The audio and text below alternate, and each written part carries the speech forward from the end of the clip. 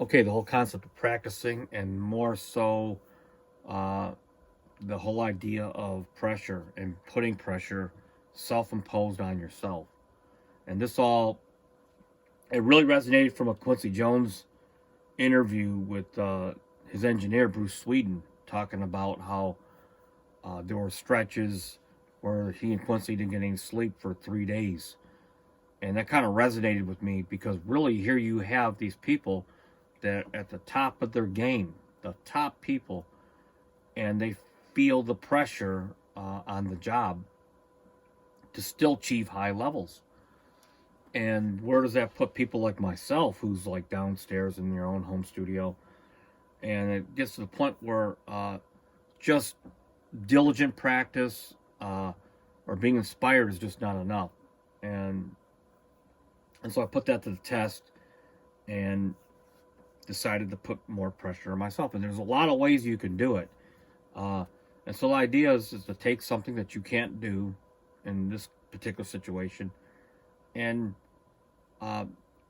focus on it and make sure that you do it and don't stop until you can do it. Okay? And try to do it, I'm not going to say as fast as you can, but don't just sit around and take forever. Okay? Especially if it's a task. And one of the things I did, it only took me a couple days to do it, but now it's like a permanent thing, and I did it mostly in my car, and then came down to the studio today just to put it to the test. I couldn't do syncopated 16th notes and have them physically internalized without the interdependence of my hand. So, like I could go, but I still had to rely on the physical or left hand or right hand. And so I just took a day in the car, put the metronome on real slow, like this.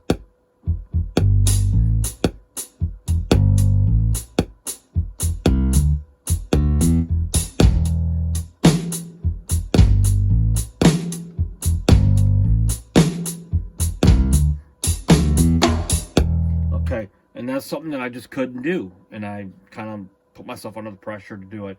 And it took me about 2 days. And the cool thing about it is whenever I do a syncopated thing,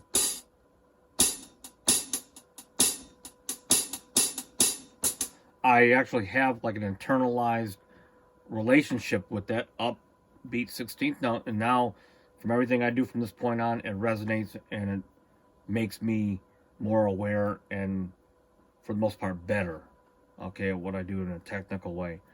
And you could put the pressure on yourself in all sorts of different ways. I mean, you could say, well, I got to learn this, the keyboard parts to a whole set for like a Rhythm Nation, Janet Jackson, and pretend that you got to do it in 2 weeks.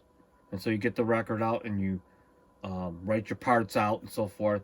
But the whole idea is self-motivating yourself through the whole concept of pressure.